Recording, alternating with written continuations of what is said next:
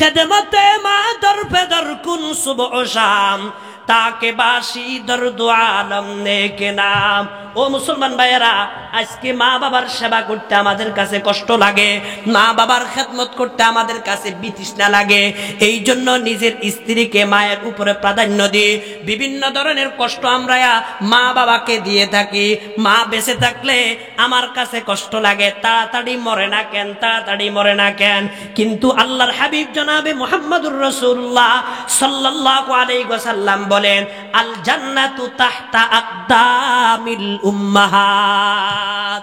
হে উম্মতের নরনারীরা, তোমার মার পায়ের তলে হলো তোমার জান্নাত। আজকে জান্নাত সেখানে খুঁজি না। আল্লাহু আকবার। বিশ্ব ভালোবাসা দিবসের বেহায়াপনায় আমরা লিপ্ত। বিবি মহিলা মাদ্রাসার উদ্যোগে আয়োজিত বার্ষিক মাহফিলের মাগরিবের নামাজের পরে আমাদেরকে আসার বসার, দুই চারটা কথা বলার আর শোনার মতো তৌফিক দান করেছেন। এজন্য আমরা মহান মালিকের দরবারে শুকর গুজার হচ্ছি। সবাই বলি আলহামদুলিল্লাহ। সম্মানিত হাজিরিন, আলোচনা অনেক শুনেছেন, আরো শুনবেন। আল্লাহ পাক যদি আমাদেরকে তৌফিক দান করেন। এখন মাগরিবের নামাজের পর অনেকে এখনো রাস্তাঘাটে ঘোরাঘুরি করতেছে, বাড়িতে ঘোরাঘুরি করতেছে, বিভিন্ন জায়গায় বসে আড্ডা দিচ্ছে, সময়কে নষ্ট করতেছে অযথা। যিনারা সময়কে অযথা নষ্ট করছেন, ওনাদের কাছে আমার বিনয়ের সাথে অনুরোধ থাকবে, আপনারা সময়কে গুরুত্ব দিয়া সব কাজগুলোকে পিছনে রেখে আজকের মাহফিল শ্রবণ করার জন্য চলে আসুন। ইনশাআল্লাহ ফায়দা হবে। মাদ্রাসার হুজুররা অনেক আগ্রহ নিয়া, দিলের অনেক তামান্না নিয়া এই মাহফিলটা করতেছে। আর এই মাহফিলটা এলাকাবাসীর জন্য একটা হেদায়েতের জরিয়া। এলাকাবাসী যদি এখানে না আসে তাহলে মাহফিলটা সুন্দর দেখায় না। আমি মুসাফির, আপনাদের মেহমান, সবগুলা মিলায় আপনাদের কাছে অনুরোধ, যারা বাড়িতে আছেন, ঘরে বসে আছেন, আপনারা সময়কে অযথা নষ্ট না করে ময়দানে চলে আসুন। আল্লাহ পাক আমাদেরকে তৌফিক দান করেন, আমিন। সম্মানিত হাজিরিন, আমি মাসনুন খুতবা এবং দুরূদ শরীফের পর আল্লাহ পাকের পবিত্র কালামুল্লাহ সূরা বনী ইসরাঈলের একটা আয়াতে কারিমার অংশ পাঠ করেছি। সাথে সাথে জনাবে মুহাম্মদুর রাসূলুল্লাহ সাল্লাল্লাহু আলাইহি ওয়াসাল্লামের অগণিত হাদিসসমূহ থেকে একটা হাদিস আপনাদের সামনে পাঠ করেছি। আল্লাহ পাক যদি তৌফিক দান করেন, স্বল্প সময়ে আয়াত আর হাদিসকে সামনে রেখে আপনাদেরকে তরজমাটা শোনানোর চেষ্টা করব। বাকি আপনাদের দোয়া চাই, আল্লাহ পাকের তৌফিক চাই। আল্লাহ রাব্বুল আলামিন যেন আমাদের বলা, বুঝা, বয়ান করা, শোনা সবগুলো দ্বীনের জন্য কবুল করলেন বলি আমিন। সম্মানিত হাজিরিন, যে আয়াতে কারিমা তেলাওয়াত করেছি, এই আয়াতটি পবিত্র কালামের সূরা বনী ইসরাঈলের আয়াত। আল্লাহ পাক রব্বুল আলামিন আমার তেলাওয়াতকৃত আয়াতে জগতের মানুষকে লক্ষ্য করে আল্লাহ বলেন, হে আমার বান্দাবান্দিরা, আমি রব্বুল আলামিন তোমাদেরকে আমার পক্ষ থেকে দুইটা ফায়সালা শুনাইতেছি। কার পক্ষ থেকে? আল্লাহর পক্ষ থেকে। আল্লাহ বলেন, আমার পক্ষ থেকে দুইটা ফায়সালা আর সিদ্ধান্ত আমি আল্লাহ তোমাদেরকে শুনাইতেছি। আমার ফায়সালাগুলা তোমরা গ্রহণ করতে হবে, মানতে হবে। আমার ফায়সালা মোতাবেক জীবন যাপন করতে হবে। কি কি ফায়সালা আল্লাহ তাআলার? আল্লাহ বলেন, ওয়া কাযা রাব্বুকা, হে আমার বান্দাবান্দিরা, আমার ফায়সালা, আমার সিদ্ধান্ত এটা। এক নম্বর সিদ্ধান্ত, আল্লাহ তা'বুদু ইল্লা ইয়্যা। জীবনে যতদিন বেঁচে থাকবা, যতদিন হায়াত পাইবা, তোমার হায়াতে জীবনে কখনো আমি রব্বুল আলামিনকে ছাড়া অন্য কারো ইবাদত করার সুযোগ নাই। পুরা জীবনকে তুমি আমার ইবাদত দিয়ে সাজাইতে হবে। লা তা'বুদু ইল্লা ইয়্যা, হে আমার বান্দা, ইবাদত করবা শুধু আমার জন্য। বলেন কার জন্য? আল্লাহ পাক বলেন, আমার ফায়সালা, এটা আমি এই ফয়সালা এই সিদ্ধান্ত উপনীত হইছি, তোমরা আমার ইবাদত ছাড়া কারো ইবাদত করতে পারবে না। দ্বিতীয় নম্বর ফয়সালা ওয়াবিল ওয়ালিদাইনি ইহসানা। হে আমার বান্দাবান্দিরা, দুনিয়াতে তোমাদের মা আর বাবা নামক যেই দুইটা নেয়ামত আছে, খবরদার খবরদার কখনো তাদের সাথে খারাপ আচরণ করবা না। দুনিয়ার জীবনে তাদের সাথে হুসনে সুলুক করবা, সুন্দর ব্যবহার করবা। ওয়াবিল ওয়ালিদাইনি ইহসানা, মা বাবার সাথে উত্তম আচরণ, ভালো ব্যবহার, নম্র ব্যবহার করার জন্য আমি আল্লাহ ফয়সালা করেছি, আমার সিদ্ধান্ত, বান্দা দুনিয়াতে তুমি তোমার মা বাবার সাথে সুন্দর আচরণ করবা, সুন্দর ব্যবহার করবা। বলেন সুবহানাল্লাহ। কয়টা ফয়সালা? দুইটা ফয়সালা। কার? আল্লাহর। এক নম্বর কি ফয়সালা? আল্লাহ পাকের গোলামি করার ফয়সালা। দুই নম্বর মা বাবার সাথে ভালো ব্যবহারের ফয়সালা। এরপরে আল্লাহ বলেন ইম্মা ইয়াবলুগান্না ইনদাকাল কিবার।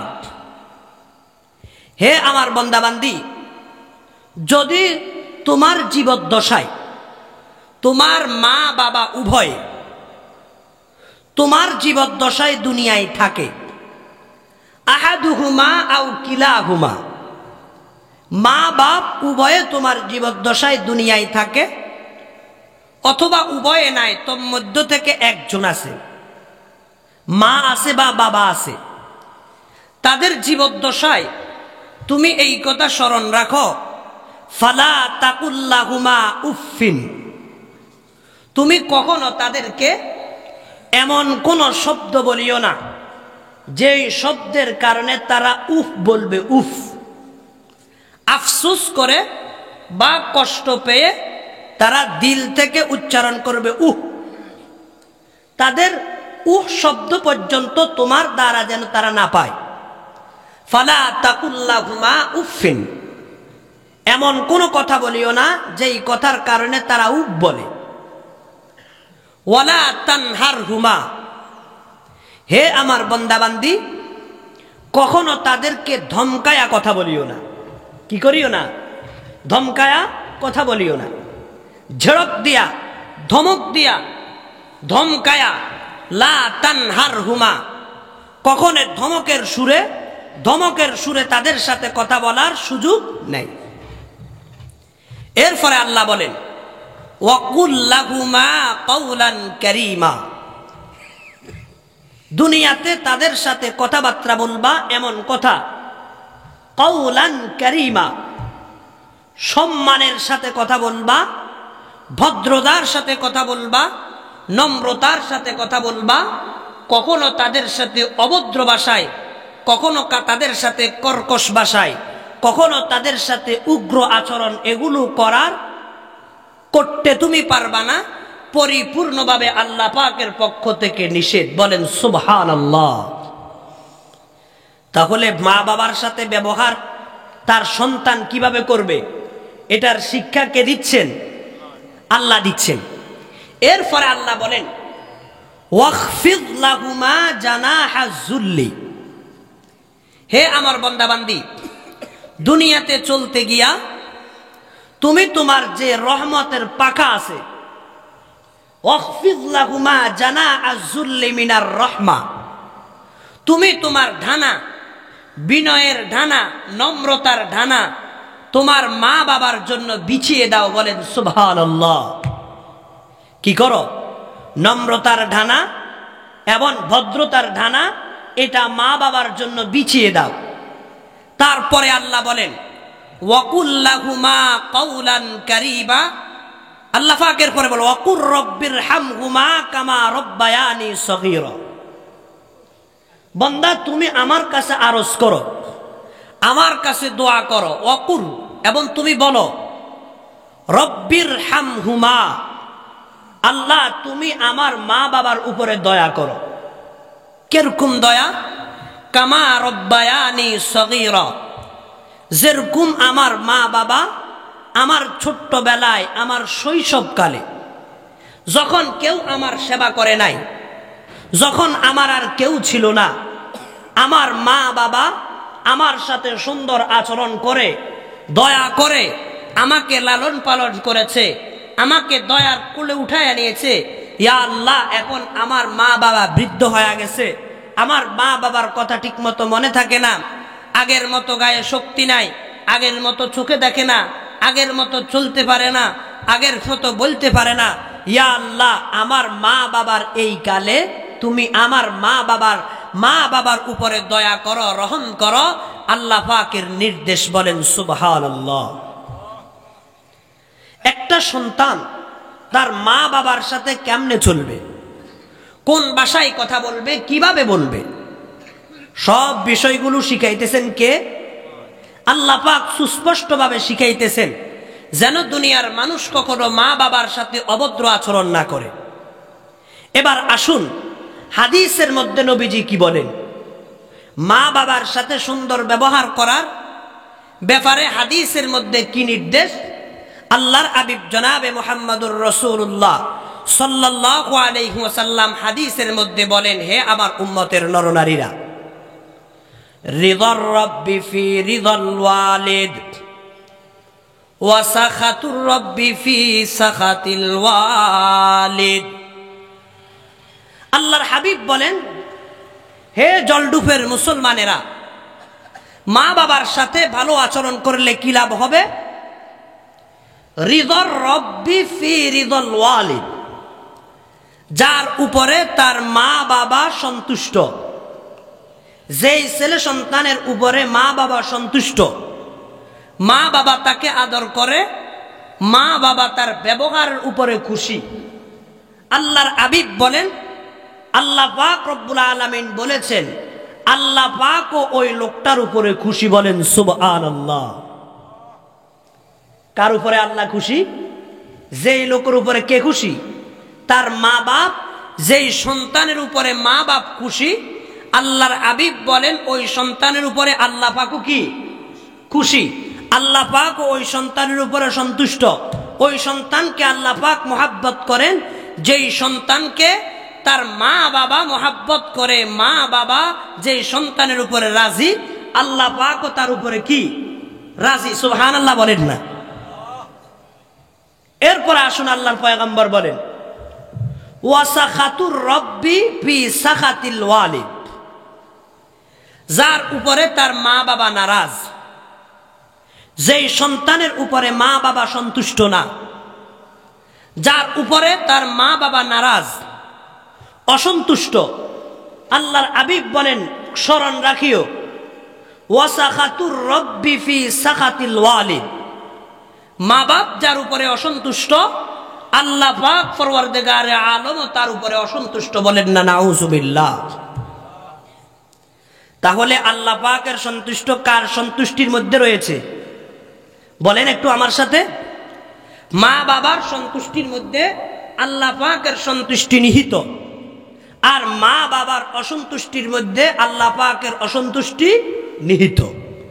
আমার মুসলমান ভাইয়েরা, আজকে যেই মা বাবার সন্তুষ্টির উপরে আল্লাহর সন্তুষ্টি মাওকুফ, আমরা ওই মা বাবার কদর করতে জানি না। এ কারণে আল্লাহর নবীর একজন সাহাবী নবীজি সাল্লাল্লাহু আলাইহি ওয়াসাল্লামের কাছে আসলেন। আসিয়া বললেন, ইয়া রাসূলুল্লাহ, আমার মা বাবা সম্পর্কে আপনার অভিমত কি?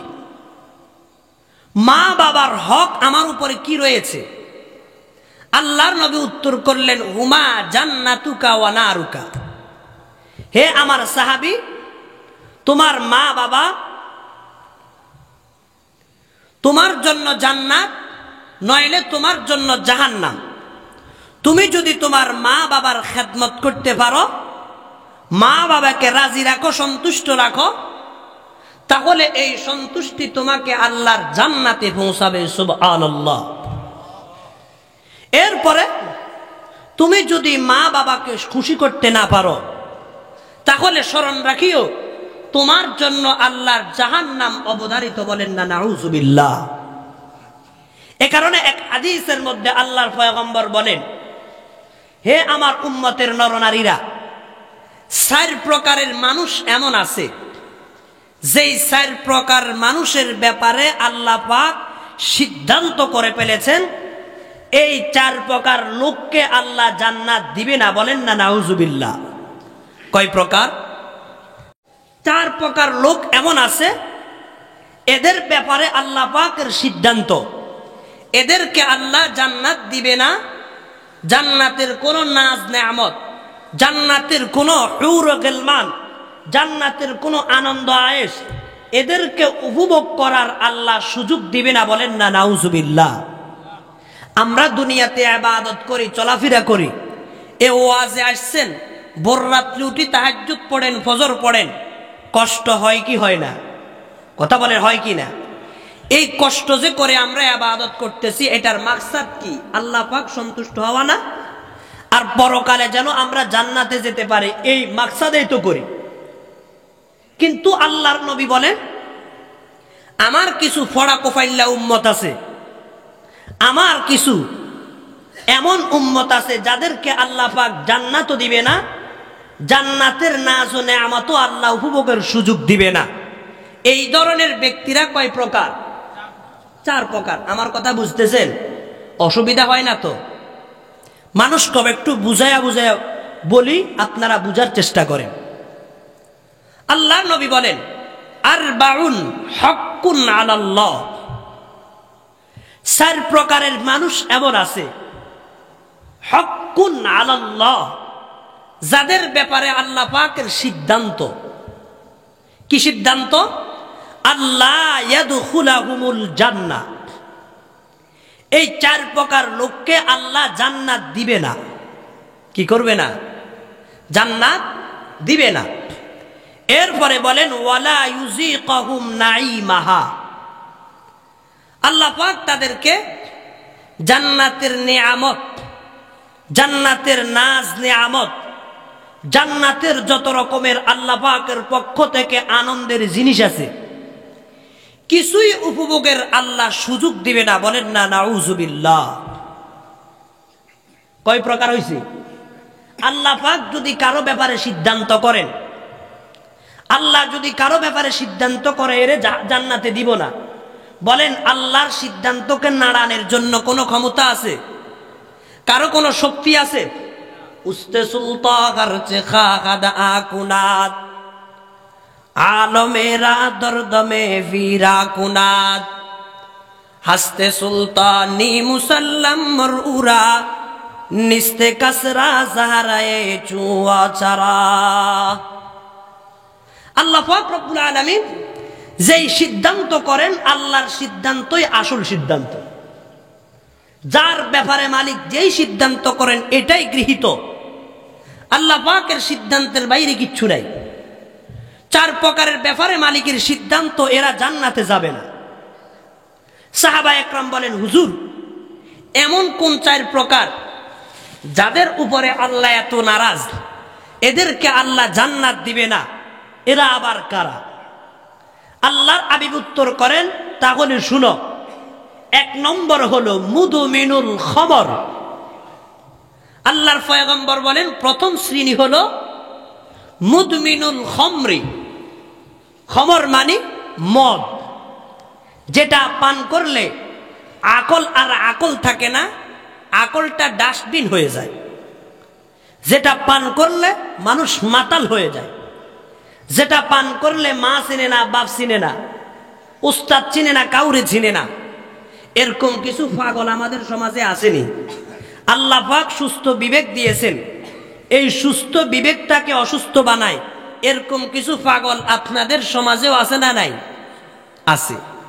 আল্লাহর হাবিব বলেন 1 নম্বর হলো মুদমিনুল খমরি, যারা ইদমানে খমর তথা মদ পান করে।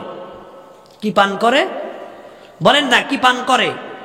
1 নম্বর প্রকার যারা মদ পান করে, এদের ব্যাপারে আল্লাহর সিদ্ধান্ত, আল্লাহ পাক পরওয়ারদিগারে আলম এদেরকে জান্নাত দিবে না। জোরে বলেন না নাউজুবিল্লাহ। আরেক হাদিস আসছে, আল্লাহর নবী বলেন মুদমিনুল খমরি ইম্মাতা লাকিয়াল্লাহ সুবহানাহু ওয়া তাআলা কাআবিদি ওয়াসান।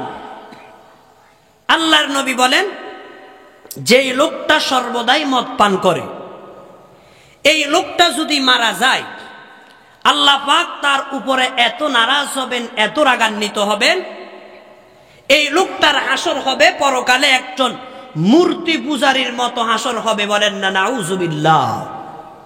কিন্তু আমাদের সমাজে এই মদ পান করে মদদি আছে না নাই? আছে তো। কয় প্রকারের ব্যাপারে মালিকের সিদ্ধান্ত জান্নাত না দেওয়ার? এক নম্বর কে? মদদি। এক নম্বর কে? দুই নম্বর ওয়া আকিলুর রিবা।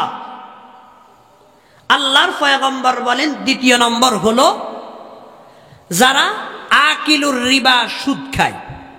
কি খায়? সুদখোর সমাজে আছে না নাই? আছে তো। সুদখোর, এদেরকেও আল্লাহ পাকের সিদ্ধান্ত জান্নাত না দেওয়ার। আল্লাহ পাক এদেরকেও জান্নাত দিবে না। বলেন না নাউজুবিল্লাহ। তৃতীয় নম্বর ওয়া আকিলু মালিল ইয়াতামা বিগাইরি হক। আল্লাহর পয়গম্বর বলেন তৃতীয় নম্বর হলো যে লোক অন্য মানুষের মাল সামানা, এতিমের মাল সামানা অন্যায়ভাবে জোরপূর্বক জবরদখল করে। ওয়া আকিলু মালিল ইয়াতামা বিগাইরি হক। অন্যায়ভাবে এতিমের মাল জবরদখল করে, অন্যায়ভাবে জোর করে। একটু জোর আছে তো, শরীরের মধ্যে একটু শক্তি আছে বা প্রশাসনিক লাইনে শক্তি আছে, এই শক্তিকে পুঁজি করে অন্যের উপরে আঘাত করে, অন্যের সামানা জোর করে নেয়। আল্লাহর নবী বলেন যে অন্যের সামানা জোর করে নেয়, এই ব্যক্তির ব্যাপারেও আল্লাহর সিদ্ধান্ত, আল্লাহ তাআলা তাকে জান্নাত দিবে না। বলেন না নাউজুবিল্লাহ। কয় প্রকার হইছে? তিন প্রকার। চার নম্বর কে? আল্লাহর হাবিব বলেন ওয়াল আকুলি ওয়ালিদাই। হে আমার উম্মতের নরনারীরা, চার নম্বর হলো যেই লোকটা তার মা বাবার অবাধ্য সন্তান। বলেন না নাউজুবিল্লাহ।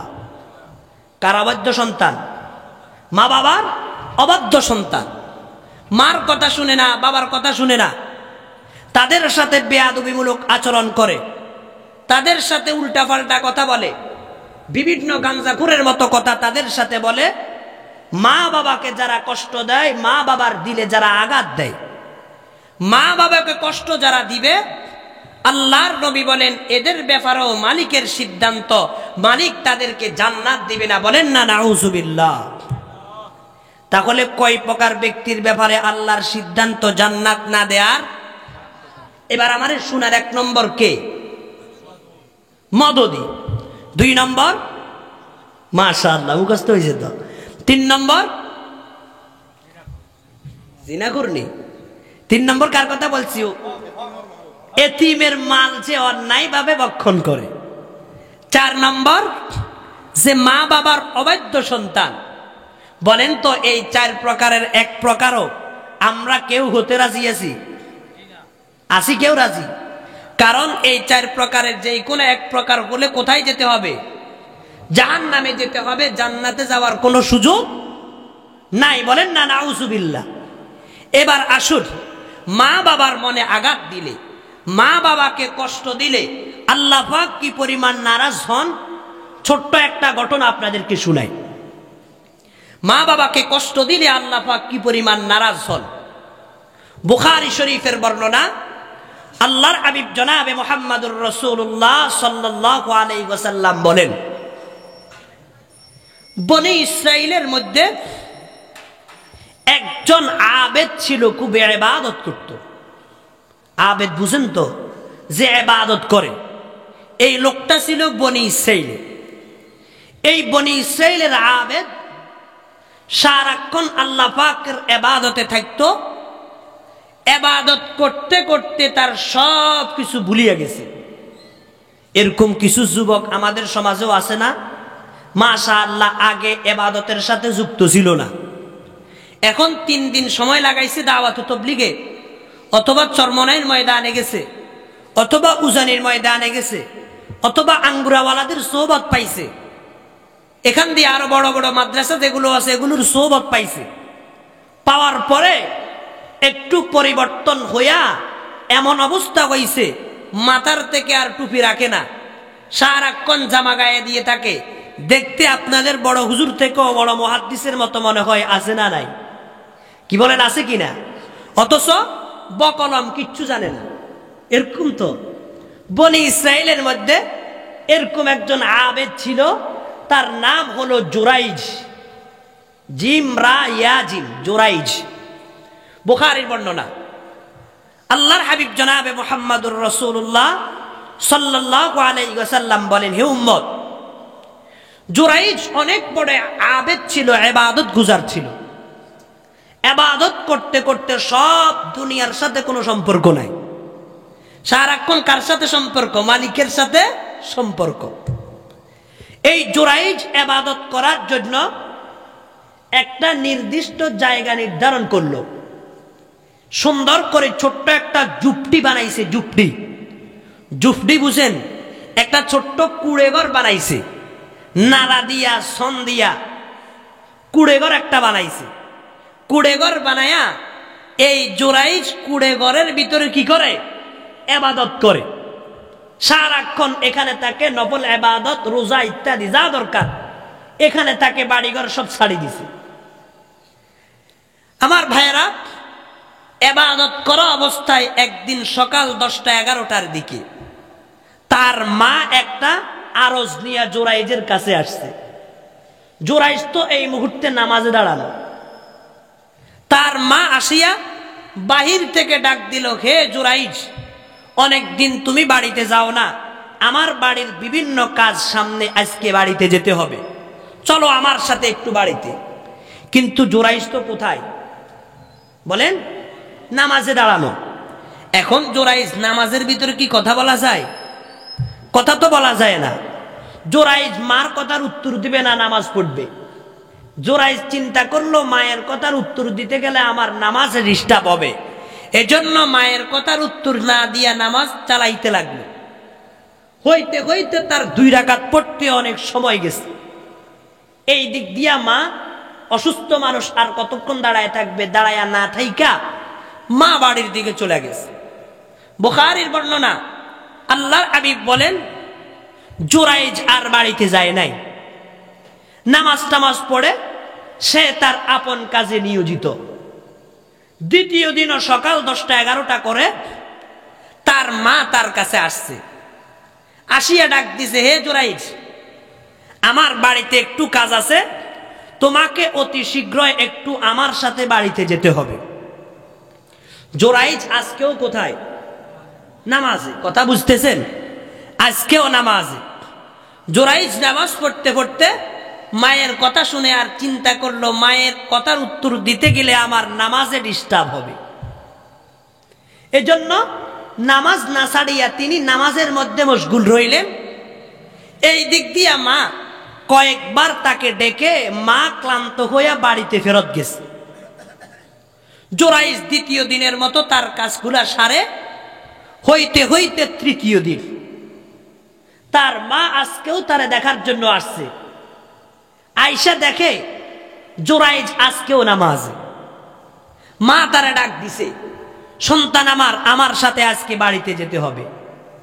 কিন্তু জুরাইজ নামাজের ভিতরে থাকার কারণে উত্তর দিতে পারে নাই। এই দিক দিয়া মার দিলে কষ্ট আসছে। মার দিলে ব্যথা পাইয়া, মনে কষ্ট পাইয়া এবার মা আল্লাহ পাকের কাছে একটা অভিযোগ করেছে।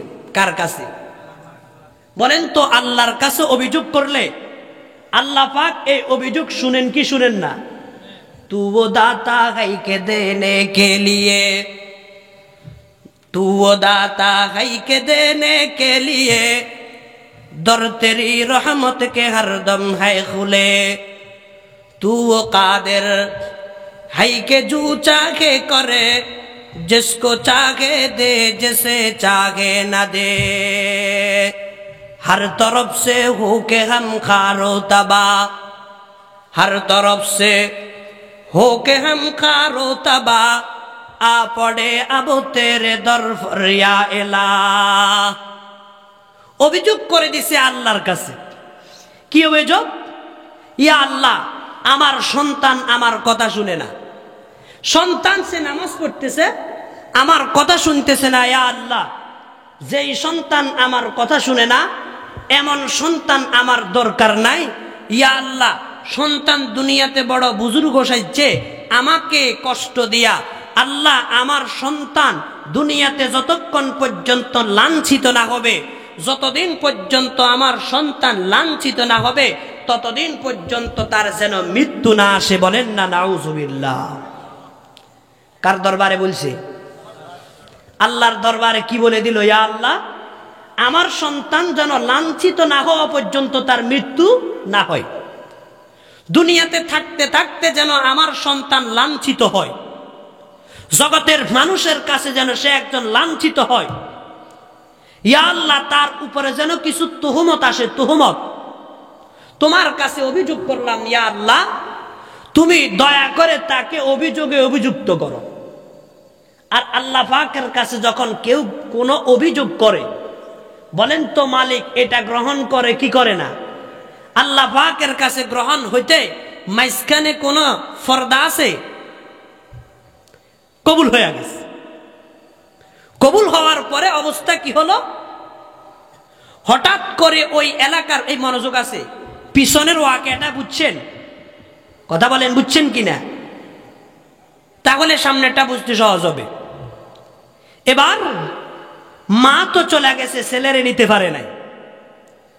এবার ছেলে তার আপন গতিতে ইবাদতে লিপ্ত।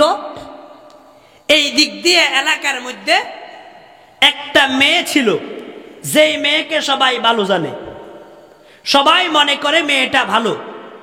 মেয়েটা এখনো তার বিবাহ হয় নাই। হঠাৎ করে মেয়েটার একটা বাচ্চা দুনিয়ায় চলে আসছে। যেই মেয়ের সবাই কি জানে? ভালো জানে।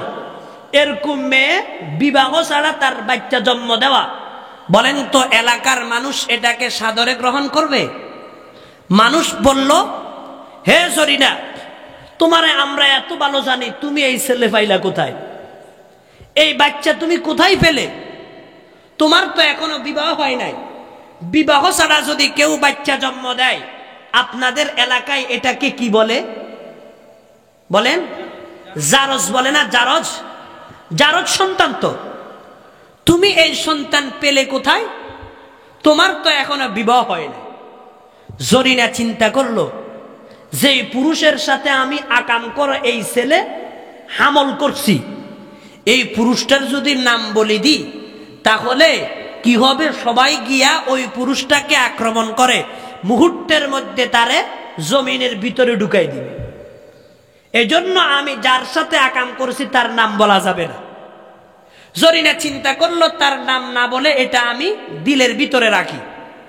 রাখতে রাখতে অবস্থা এমন হলো, কার নাম বলবে? বলতে হবে তো। সবাই মিলে যখন ধরছে কার নাম বলবে, সে টেনশনে পড়ে গেছে। এবার বলতেছে, আমার সাথে যিনি 2 নম্বরই করেছেন, যিনি জিনা করেছেন, তিনি আর কেউ নন, তিনি অমুক বুজুর্গ, যেই বুজুর্গ ওই কুড়ে ঘরের মধ্যে ইবাদত করে। বলেন না নাউজুবিল্লাহ। বলেন, এলাকার মানুষের আর হুঁশ আছে? এলাকার মানুষ চিন্তা করে কি, জোরাইজ পুরো এলাকার মধ্যে একজন বিশিষ্ট লোক, তার ইবাদতের উপরে আমরা সবাই সন্তুষ্ট, নামাজ ঠিক মতো পড়ে, ইবাদত বন্দেগী করে, কোনখান দিয়ে সে আবার জিনা করছে, জিনা করিয়া আমাদের জরিনারে হামেলা বানাইছে। এখন তো এলাকার মানুষ আর বসে না থাইকা যখন শুনছে ওই জোরাইজেই 2 নম্বরই করছে, সবাই দুধ দিছে কোন দিকে? জোরাইজের কুড়ে ঘরের দিকে। আর আম মানুষ তো পাবলিক হুজুগে বাঙালি, একটা শুনছে, এটার আর কোনো তাহকিক নেই, এটার বিশ্লেষণ নাই। শুনছে, এই শোনা কথার উপরে সিলে তোর কান নিয়ে গেছে, এবার কান আছে না নাই এটার দিকে তাকানোর সময় নাই, এবার সিলের পিছনে লাগছে। কি বলেন? এলাকার মানুষের হালত এমন না? এলাকার মধ্যে হয়তো ইমাম সাহেবের বিরুদ্ধে একটা কথা উঠছে, এবার যারা বুদ্ধিমান লোক তাদের উচিত হলো কথা শোনা মাত্র এটার আক্রমণ, এটার প্রতিশোধ নেওয়া না তাহকিক করা? কথা বলেন, কি করা? তাহকিক করা। আল্লাহ পাক বলেন, হে আমার বান্দারা, যখন তোমরা কোনো কথা শুনো তখন তোমরা এটা সঙ্গে সঙ্গে অ্যাকশন না নিয়ে তোমরা ফাতাবাজ্ঞানু, তোমরা এটা তাহকিক করো। যদি তাহকিক না করো, ইনজাআকুম ফাসিকুন বিনাবাইন ফাতাবাজ্ঞানু আন তুসিবু কওমান বিজাহালা ফাতুসবিহু আলা মা ফাআলতুম নাদিমিন।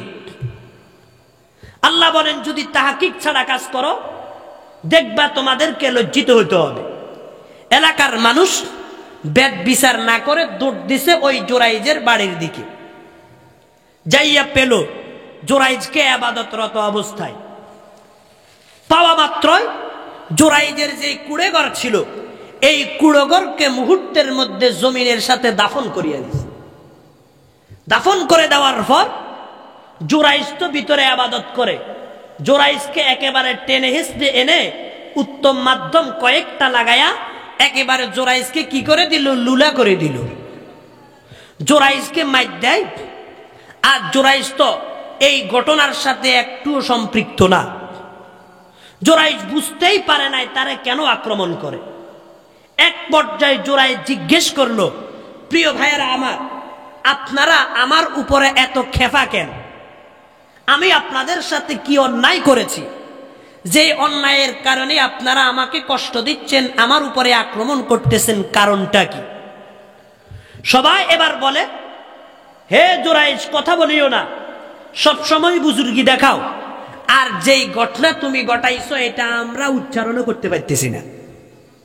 জোরাইজ বলে, এমন কি ঘটনা আমি ঘটাইলাম যেই ঘটনার কারণে তোমরা উচ্চারণ করতেও কষ্ট হয়? সবাই যখন এবার ঘটনাটা খুলে বলল, জরিনা তোমার বিরুদ্ধে অভিযোগ করেছে, তুমি নাকি জমিনার সাথে এরকম জিনা করে তারে হামেলা বানাইছো, ঘটনা সত্য কিনা? জোরাইজ এবার চোখের পানি ছেড়ে দিয়েছে। চোখের পানি ছেড়ে দিয়া বলতেছে, হে আমার এলাকার লোকেরা, জরিনা যেই বাচ্চাটা জমিনে ভূমিষ্ঠ করেছে এই বাচ্চাটা দুনিয়াতে এখনো আছে না মারা গেছে? সবাই ডাক দিয়ে বলে, না, মারা যায় নাই, এখনো বাচ্চাটা দুনিয়াতে আছে। জোরাইজ বলে, যদি বাচ্চাটা দুনিয়াতে জীবিত থাকে তাহলে অসুবিধা নাই, বাচ্চাটাকে আমার কাছে নিয়ে আসো। আমার কাছে নিয়ে আসার পরে জানা যাবে এই বাচ্চার মাকে, এই বাচ্চার বাপকে। সবাই বলল, আচ্ছা ঠিক আছে, বাচ্চাটাকে নিয়ে আসা হোক। বাচ্চাকে নিয়ে আসার পর এবার জোরাইজ বাচ্চার দিকে তাকাইয়া আল্লাহ পাকের নামের কসম দিয়া বাচ্চাকে জিজ্ঞাসা করে, হে বাচ্চা, বলো তোমার বাপকে, তোমার মাকে একটু খুলে বলো। আমি আপনাদের কাছে জানতে চাই, বলেন এই ছোট বাচ্চা কথা বলতে পারে? পারে না তো। কিন্তু আল্লাহ পাক বলাইলে বলতে পারে কি পারে না? ফাতর কথা বলতে পারে না, কিন্তু আল্লাহ বলাইলে বলতে পারে। কুকুর কথা বলতে পারে না, কিন্তু আসহাবে কাহাফের কুকুর কথা বলছে কিনা? আবু জাহালের হাতের মুঠের মধ্যে খেজুরের বিচি, কথা বলতে জানে না। আল্লাহর নবী বলছেন, হে আবু জাহালের হাতের মুষ্ঠের মধ্যে যা আছো বলে দাও তুমি কে? খেজুর অনায়াসে বলে দিল, আমি খেজুরের বিচি, লা ইলাহা ইল্লাল্লাহ মুহাম্মাদুর রাসূলুল্লাহ, সুবহানাল্লাহ। বলেন আল্লাহ বলাইলে বলতে পারে কি পারে না? যখন জোরাইজ তার দিকে তাকাইয়া বলল, বলো তোমার বাপকে, এই বাচ্চা আর দেরি করলো না, সঙ্গে সঙ্গে উত্তর করলো, হে জোরাইজ, তুমি আমার বাপ না, আমার বাবা হলো অমুক এলাকার রাখাল। জোরে বলেন সুবহানাল্লাহ। কে? রাখাল। এবার এলাকার মানুষ শুনছে কি শুনে নাই? কি শুনছে? এই বাচ্চাটার বাপকে জোরাইজ না অন্য কেউ? অন্য কেহ। এবার এলাকার সবাই মিলা জোরাইজকে ধরলো। জোরাইজ কারণটা তো বুঝলাম না। মেয়েটি বলছে তুমি নাকি তার সাথে জিনা করছো, আর এখন দেখতেছি ঘটনাটা উল্টা। মেয়ে বলল কি আর হলো কি? ঘটনার সাথে তো কোনো মিল পেলাম না। এটার কারণ কি একটু আমাদেরকে যদি খুলে বলতা। জোরাইজ বলে, হে আল্লাহর বান্দা বান্দিরা, শুনো, আমার উপরে যে ইলজাম আসছে, আমার উপরে যে অভিযোগ আসছে, এটা আমার কর্মের ফল। কিসের ফল? কর্মের ফল। কিরকম? দুনিয়াতে আমার মা একদিন আমার সাথে সাক্ষাতের জন্য আসছে, আমি আমার মার কথার উত্তর না দিয়া আমি নামাজে রত ছিলাম, লিপ্ত ছিলাম। আমার মা আমার বিরুদ্ধে মালিকের কাছে অভিযোগ করে দিয়েছে, মালিক আমাকে ওই দিনের সাজা আজকে বুঝিয়ে দিয়েছে। নাউজুবিল্লাহ। আদব করনা মা বাপ কা গাই জরুর, আদব করনা মা বাপ কা গাই জরুর, না করনা কবি উনসে বাচো কसूर, कोई उनका रत्बे में हम सर नहीं, बुजुर्गों से कोई भी बढ़कर नहीं, न थी तुम में जब अक्ल ताकत जरा, उन्होंने तुम्हें परवरिश ही किया, रहा रात दिन उनको ही ख्याल, सदा खुश हमारा रहे नो निहाल। ओ भाईरा আমার, মা বাবার মনে কষ্ট দেওয়ার কারণে, মায়ের মনে কষ্ট দেওয়ার কারণে আল্লাহ পাক জুরাইজের মতো একজন বড় আবেদকে শাস্তির আওতায় আনছেন কি আনে নাই? যেই মালিক জুরাইজকে শাস্তির আওতায় আনছেন, ওই মালিক এখন বুড়া হয়ে গেছে তো, যে ওই মালিকের আগের মতো শক্তি নাই তো? কথা বলেন।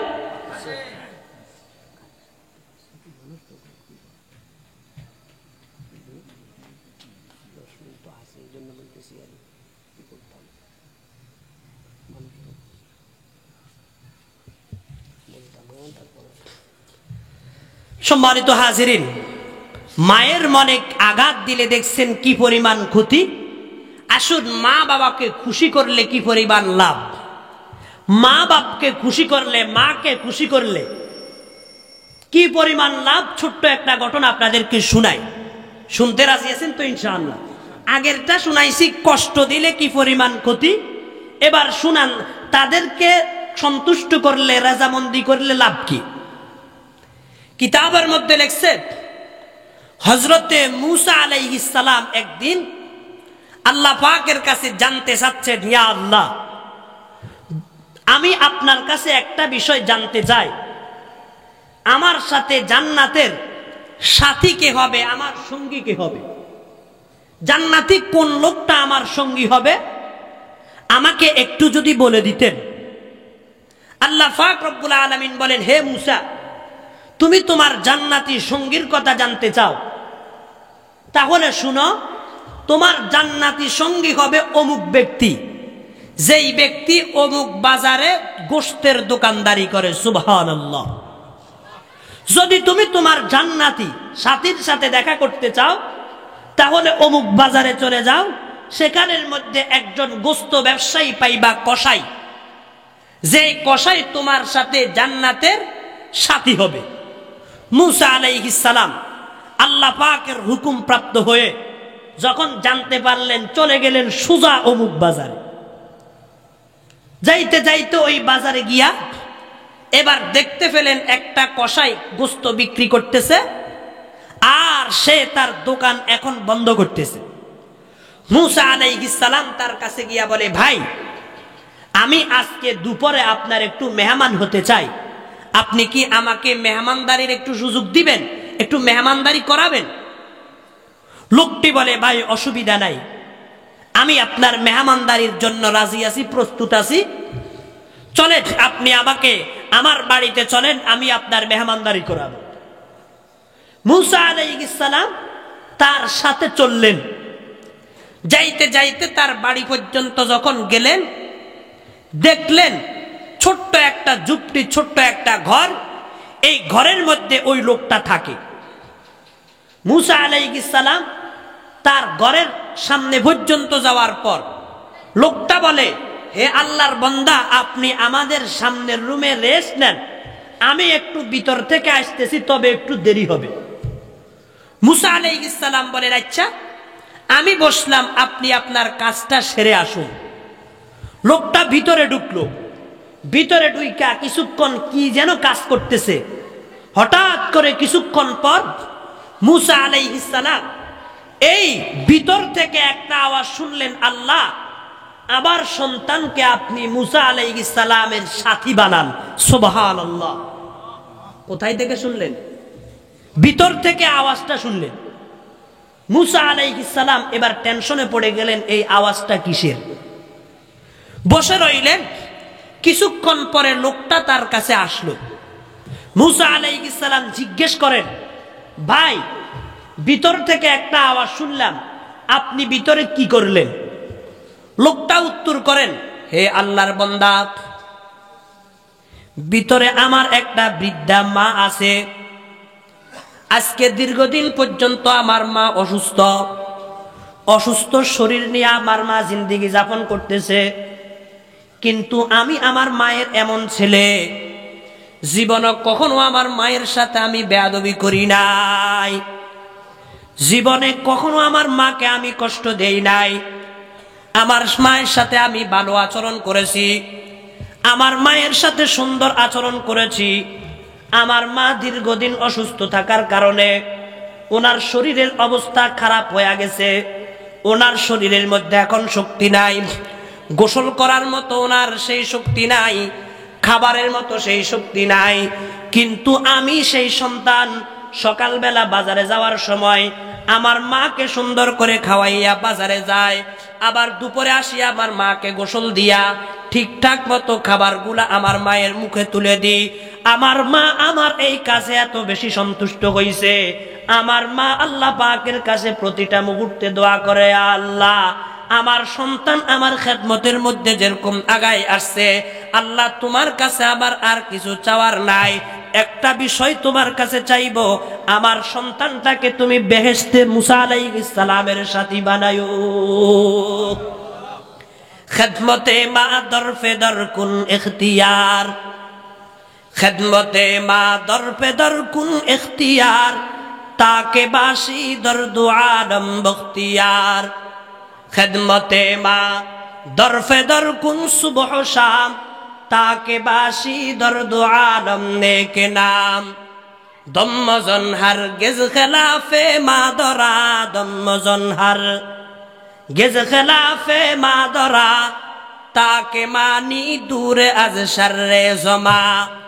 ব ইহসানি আসুদা করদন দিলে, ব আজ আলফে রাকাত বাহারে মঞ্জিল, ব আজ আলফে রাকাত বাহারে মঞ্জিল। মুসা আলাইহিস সালাম তার কথায় এত বেশি খুশি হয়ে গেছে, এবার নিজের পরিচয়টাকে ওপেন করতেছে, হে ভাই, আমি আর কেউ না, আমি আল্লাহ পাকের কাছে আরজ করেছি, আল্লাহ দুনিয়াতে আপনি আমাকে এত মাকাম দিয়েছেন, আমাকে নবী বানাই নিয়েছেন, ইয়া আল্লাহ এখন আপনার কাছে আমার একটা বিষয় চাওয়ার, বেহেশতের মধ্যে আমার বন্ধু কে হবে? আল্লাহর কাছে যখন আমি ফরিয়াদ করেছি, আল্লাহ পাক আমাকে জানাই দিয়েছেন অমুক বাজারে যাওয়ার জন্য, সেখানের মধ্যে তুমি আসো। আমি তোমার খোঁজে এই বাজারে আসলাম, আমি কোনো আলাদা কেউ না। হে আমার বন্ধু, তুমি যে তোমার মায়ের খেদমত করতেছ, এই মায়ের খেদমতের বদৌলতে, মায়ের দুআর বদৌলতে আল্লাহ পাক তোমাকে নবী মুসার সাথী বানায়া দিয়েছেন। খেদমতে মা দরফে দর কুন সুবহ শাম, তাকে বাসি দর্দ আলম নেকে নাম। ও মুসলমান ভাইয়েরা, আজকে মা বাবার সেবা করতে আমাদের কাছে কষ্ট লাগে, মা বাবার খেদমত করতে আমাদের কাছে বিতৃষ্ণা লাগে। এই জন্য নিজের স্ত্রীকে মায়ের উপরে প্রাধান্য দিই। বিভিন্ন ধরনের কষ্ট আমরা মা বাবাকে দিয়ে থাকি। মা বেঁচে থাকলে আমার কাছে কষ্ট লাগে, তাড়াতাড়ি মরে না কেন, তাড়াতাড়ি মরে না কেন? কিন্তু আল্লাহর হাবিব জনাবে মুহাম্মদুর রাসূলুল্লাহ সাল্লাল্লাহু আলাইহি ওয়াসাল্লাম বলেন, আল জান্নাতু তাহতা আকদামিল উম্মাহাত।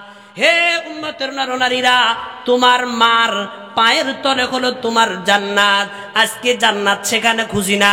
আল্লাহু আকবার। বিশ্ব ভালোবাসা দিবসের বেহায়াপনায় আমরা লিপ্ত, সমস্ত আজে বাজে কাজের মধ্যে লিপ্ত, কখনো মায়ের সেবা করতে পারি না। আমার মুসলমান ভাইয়েরা, মায়ের সেবা বাদ দিয়া, মায়ের সেবা বাদ দিয়া দুনিয়ার আজে বাজে কাজের সাথে লিপ্ত। এখন কথা হলো, মায়ের সেবা করতে হলেও তো এটার এলেম তার কাছে থাকতে হবে। আমি আশিকে লাইকের কাছে আলহামদুলিল্লাহ ওই এলেমটা আছে। এই জন্য প্রতিনিয়ত একবার হলো মোবাইলের মাধ্যমে হলো মায়ের খবর নিয়ে, বাবার খবর তো নেওয়ার আমার সুযোগ হয় না, যেহেতু আল্লাহ পাক আমার বাবাকে দুনিয়ার থেকে নিয়ে গেছেন, মা বেঁচে আছে আলহামদুলিল্লাহ। এখন মায়ের খেদমত করতে গেলে তো সন্তানের ভিতরে ওই খেদমতের এলেম লাগবে, খেদমতের যোগ্যতা থাকতে হবে, মা বাপ সম্পর্কে তার কিছু ধারণা থাকতে হবে। কিন্তু আজকের জমানার মা বাবারা সন্তানকে এলেম শিখায় না, খেদমত শিখায় না। মা বাবা কোন জিনিস, মা বাবা কোন ধরনের হালুয়া, এটাও বোঝানোর চেষ্টা করে না, শুধু সারাক্ষণ দুনিয়াবি কাজকর্ম শিখায়। আমার মুসলমান ভাইয়েরা, এলেম নামক যোগ্যতাটা যার কাছে নাই, এই লোকটা হায়নার চেয়েও তো খারাপ। কথা বলেন, এলেম না থাকলে সে কিসের মায়ের খেদমত, কিসের বাবার খেদমত, কিসের আল্লাহ পাক রব্বুল আলামিনকে চিনা, কিছুই তো জানবে না। আল্লাহরে চিনতে গেলে এলেমের দরকার আছে না নাই? মায়ের খেদমত করতে হলে এলেমের দরকার আছে না নাই? বাবার খেদমত করতে হলে এলেমের দরকার আছে না নাই? এলেম সব জায়গায় দরকার। এ কারণে হযরতে আলী রাদিয়াল্লাহু তাআলা আনহু বলেন, আমি আমার মালিকের বন্টনের উপরে সন্তুষ্ট। কিভাবে? রাদিনা কিসমাতাল জাব্বার ফিনা, রাদিনা কিসমাতাল জাব্বার ফিনা, লানা ইলমুন ওয়ালিল আ'দা ইমালুন, লানা ইলমুন ওয়ালিল আ'দা ইমালুন, ফাইন্নাল মা লা ইয়াফনা আন কারিবিন, ফাইন্নাল মা লা ইয়াফনা আন কারিবিন, ওয়া ইন্নাল ইলমা ইয়াবকা লা ইয়াজালু। হযরতে আলী রাদিয়াল্লাহু তাআলা আনহু বলেন, ও জলডুবের মুসলমানেরা, আল্লাহ পাকের বন্টনের উপরে আমরা সন্তুষ্ট। রদিনা কিসমাতাল জাব্বার ফিনা, আল্লাহ পাকের বন্টনের উপরে আমরা সন্তুষ্ট। লানা ইলমুন ওয়ালিল আ'দা ইমালুন, কারণ আল্লাহ পাক রব্বুল আলামিন আমাদেরকে ইলম দিয়েছেন, আর আমাদের দুশমন যারা ওই ইহুদি নাসারাদেরকে আল্লাহ পাক মাল দিয়েছেন। ফা ইন্নাল মা লা ইয়াফনা আন কারিবিন ওয়া ইন্নাল ইলমা ইয়াবকা লা ইয়াজালু। আল্লাহ পাক যেই ইলম আমাদেরকে দিয়েছেন, এই ইলম আমাদেরকে দুনিয়াতে উন্নতি দিবে, পরকালেও আল্লাহ পাকের কাছে মর্যাদাবান বানাবে। কিন্তু কাফের বেঈমান মুশরিকদেরকে আল্লাহ মাল দিয়েছেন, এই মাল তো স্থায়ী না। সকাল বেলা থাকলে বিকেল বেলা থাকবে না, বিকালে থাকলে সকাল বেলা থাকবে না। ওয়া ইন্নাল ইলমা ইয়াবকা লা ইয়াজালু, ইলম এমন একটা সম্পদ, এটা একটা মুহূর্তের জন্য জায়েল হয় না। বলেন না সুবহানাল্লাহ। মুসলমান ভাইয়েরা আমার, যদি আপনার মেয়েটাকে আপনি ইলম শিক্ষা দেন, আপনার ছেলেটাকে আপনি ইলম শিক্ষা দেন, এই ছেলে আপনার সাথে উল্টাপাল্টা কাজ করবে না, এই মেয়ে আপনার সাথে উল্টাপাল্টা কাজ করবে না। ইলমের দরকার আছে, আর এই ইলম শিখতে হলে এই মাদ্রাসাগুলার দরকার আছে না নাই? যেই মাদ্রাসার উদ্যোগে আজকে মাহফিল হতেছে, এই মাদ্রাসাগুলো যদি দুনিয়াতে বাকি থাকে, ইনশাআল্লাহ এখানের মধ্যে হাফেজা তৈরি হবে, আলেমা তৈরি হবে, আল্লাহ পাকের নেককার বান্দাগুলা তৈরি হবে। এরা বাড়িতে যাইয়া মায়ের সেবা করবে, শ্বশুর শাশুড়ির সেবা করবে। যদি মেয়েরা শিক্ষিত হয়ে যায়, তাহলে মায়ের সেবা করতে কোনো অসুবিধা তার হবে না, বাবার সেবা করতে অসুবিধা হবে না, শ্বশুর বাড়িতে গেলে শাশুড়ির সেবা করতে অসুবিধা হবে না। কিন্তু যদি আপনি কোরআন হাদিসের জ্ঞান অর্জন তাদেরকে না করান, বাড়িতে গেলে, শ্বশুর বাড়িতে গেলে সকাল বিকাল শাশুড়ির সাথে ঝামেলা লাগবে, আল্লাহু আকবার, জালের সাথে ঝামেলা লাগবে, ননদের সাথে ঝামেলা লাগবে। শুধু এখানেই শেষ না, স্বামীর সাথেও তার দৈনন্দিন কথা কাটাকাটি হবে কি হবে না? কথা কাটাকাটির এক পর্যায়ে ওই স্বামীকে রাইখা ভিন্ন কোনো পুরুষ নিয়ে ঢাকা শরীফের মধ্যে এরকম ঘোরাঘুরি করবে। কথা বলেন ঠিক না বেঠিক? এই জন্য ইলমের দরকার আছে না নাই? আল্লাহর হাবিব জনাবে মুহাম্মদুর রাসূলুল্লাহ সাল্লাল্লাহু আলাইহি ওয়াসাল্লাম বলেন, হে আমার উম্মতের নরনারীরা, যদি কোনো ব্যক্তি ইলম শিখিয়া আলেম হয়, আলেমা হয়, ইলমের মর্যাদা কি পরিমাণ! দুনিয়াতেও তো আল্লাহ পাক রব্বুল আলামিন মর্যাদাবান তাকে বানাবেন, হাসরের ময়দানেও আহলে ইলম আলেমকে আল্লাহ পাক এত মর্যাদা দিবেন যার ভিতরে ইলম আছে। আল্লাহর হাবিব বলেন উম্মতেরা রে, ইয়াশফাউ ইয়াউমাল কিয়ামাতি সালাসাতুন আল আম্বিয়া সুম্মাল উলামা সুম্মাশ শুহাদা। আল্লাহর হাবিব বলেন উম্মতের নরনারীরা, কিয়ামতের ময়দানে মুসিবতের সময় তিন ধরনের ব্যক্তি আল্লাহ পাকের কাছে সুপারিশ করার অনুমতি পাবে। এই তিন প্রকারের লোক আল্লাহ পাকের কাছে সুপারিশ করবে, আর কেউ সুপারিশের অনুমতি পাবে না। এক নম্বর হইল আল আম্বিয়া, নবীগণ। কারা? কথা বলেন কারা? নবীরা কিয়ামতের ময়দানে সুপারিশের অনুমতি পাবে। কারণ কিয়ামতের ময়দান এটা কি নানার বাড়ি আর মামার বাড়ির মতো? এত নরমাল হবে নাকি?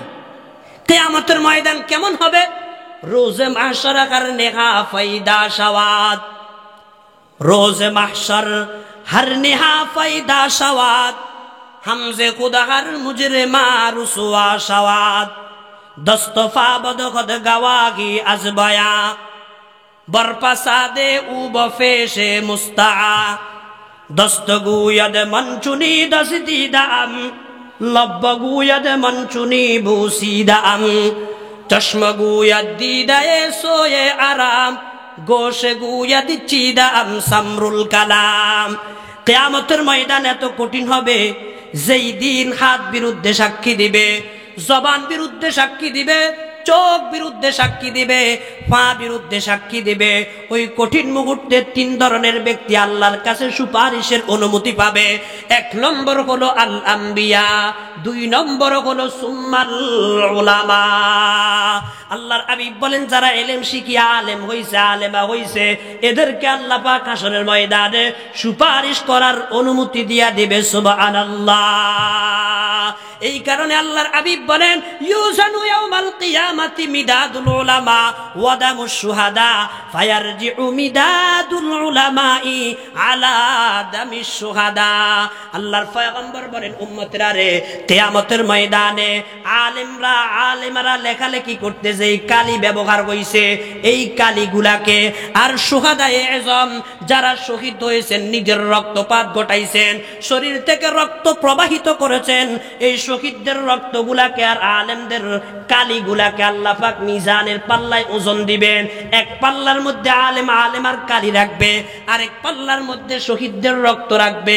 আল্লাহর হাবিব বলেন ফায়ারজিউ মিদাদুল উলামা আলা দামিশ শুহাদা, উলামা ইকরামের কলমের কালি ওই শহীদদের রক্তের উপরে তারজিফ হয়ে যাবে। সুবহানাল্লাহ। বলেন আলেম আলেমা হলে লাভ আছে না নাই? কি পরিমাণ লাভ! আল্লাহ পাক তাদেরকে মর্যাদা দিবেন, দুনিয়াতেও আছে, পরকালেও থাকবে। যদি এলেমের এই চর্চা না থাকে, দুনিয়ার মানুষগুলা হায়েনা হয়ে যাবে, দুনিয়ার মানুষগুলা ইতর হয়ে যাবে, বানর হয়ে যাবে। এলেমের মর্যাদা যতদিন থাকবে না দুনিয়াতে, আল্লাহ পাক দুনিয়াকেও রাখবে না। এ কারণে আল্লাহর নবী বলেন লা তাকুমুস সাআতু ইল্লা আলা শিরারিল খালক, কিয়ামত ওই দিন কায়েম হবে যেদিন দুনিয়ায় মানুষ থাকবে না, সবগুলা অমানুষ হয়ে যাবে। তাহলে মানুষকে অমানুষত্ব থেকে মানুষত্ব ফিরিয়ে আনতে হলে ইলমের দরকার আছে না নাই?